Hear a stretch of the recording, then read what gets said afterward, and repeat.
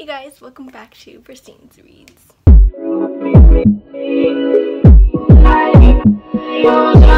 So today I'm giving you guys a video on the scariest books I have ever read, okay? I don't go like looking for horrifying books to read that will keep me up till midnight thinking about them. But, of course, I have come across a few of those in my, 10 years of reading. So let's get started. I'll just show you guys the 4 scariest books I have ever read. Okay, starting from the least scariest to the scariest. Okay, so number 4 on my scariest list of books is Tim Downes' First the Dead.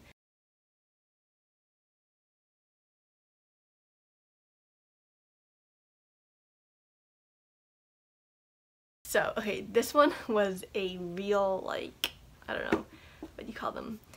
Like, they make your heart beat really fast, and you're just, like, so focused on what happens in the book that, like, you pretty much tune out the rest of the world. So, all these books have made me feel like that. But, this one, I feel like it was more on the mystery side, so it was really kind of fun trying to figure out, like, you know, who the bad guy is, etc. I know that sounds so cliche, but that's really what I was trying to do throughout the entire book, and I never saw it coming, I'll tell you that. But I feel like this was extremely good because it was also not just a mystery, it was like a psychotic thriller too.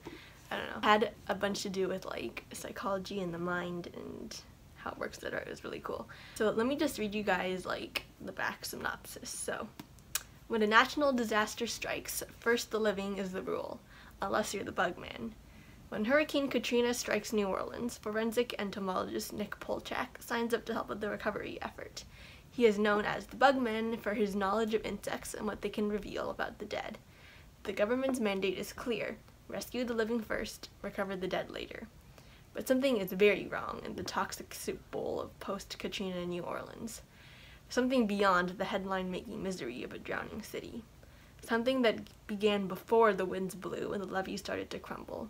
Someone is using the cover of disaster to kill, hiding the victims of murder in the same watery grave as the victims of Katrina. It's a tale only the dead can tell, but no one besides the bug man is listening. Just that synopsis there is like so ominous too, especially when you're reading it. I don't know, I feel like I can't say it in like as a dramatic way it should be, but honestly it's so spine-chilling. Oh my goodness. Anyways, yeah, but this was really good, I'll just tell you that. But yeah, let's move on to the next book. So number 3 on my list is Deliver Me from Evil by Kathi Macias.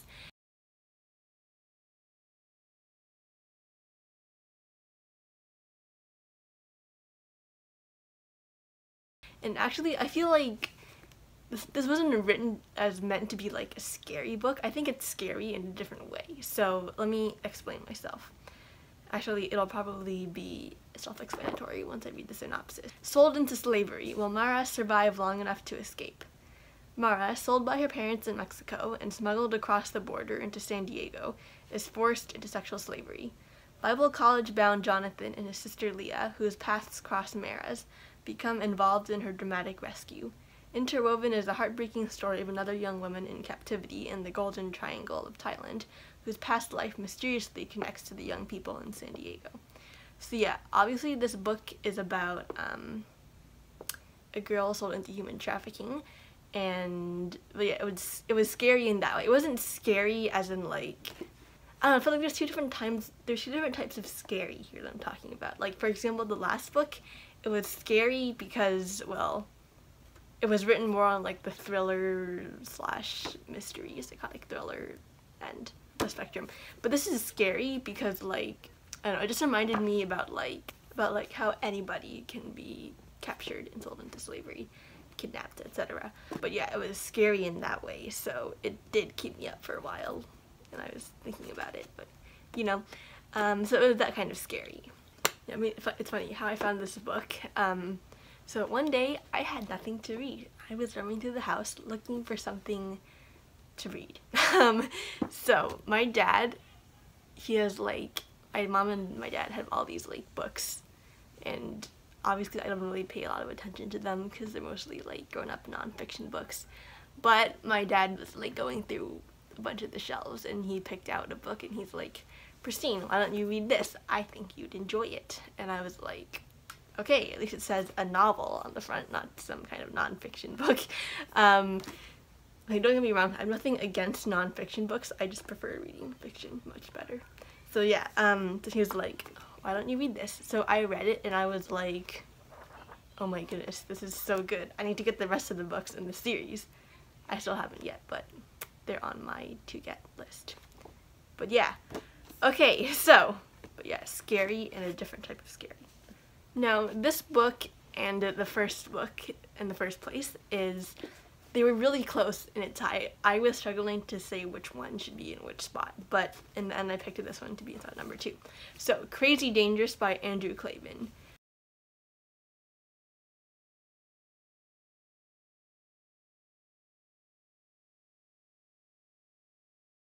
Oh my goodness, this one was so scary. When I read it the first time, it like kept me up half the night thinking about it. It's one of those things that like make you like look over your shoulder suddenly when you're reading it and be like, oh my goodness. Okay, anyways, so Crazy Dangerous by Andrew Klavan. I'll let the synopsis speak for itself. So, Sam Hopkins is a good kid who has fallen in with the wrong crowd. Hanging around with car thieves and thugs, Sam knows it's only a matter of time before he makes one bad decision too many and gets into real trouble.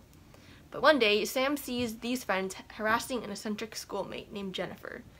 Finding the courage to face the bullies down, Sam loses a bad set of friends. And acquires a very strange new one. Jennifer is not just eccentric. To Sam, she seems downright crazy. She's had terrifying hallucinations involving demons, the devil, and death. And here's the really crazy part. Sam is beginning to suspect these visions may actually be prophecies. Prophecies of something terrible that's going to happen very soon. Unless he can stop it. With no one to believe him, with no one to help him, Sam is all alone in a race against time. Finding the truth before disaster strikes is going to be both crazy and very, very dangerous.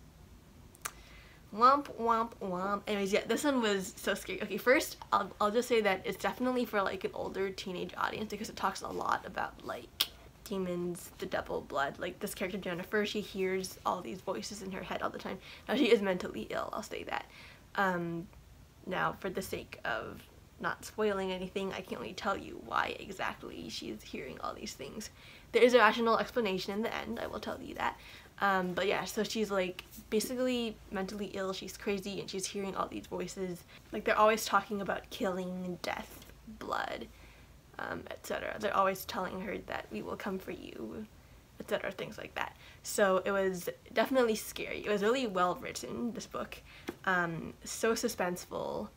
Though I will say, this does have a very good moral woven through it about always doing the right thing, no matter how hard it may seem. You'll understand if you read it. This character does make a lot of tough decisions about what is right and what to do, etc. So yeah, but anyways, this is really good. So scary, but crazy good. Okay, moving on. And in first place, we have Brock Eastman's Howl Sage.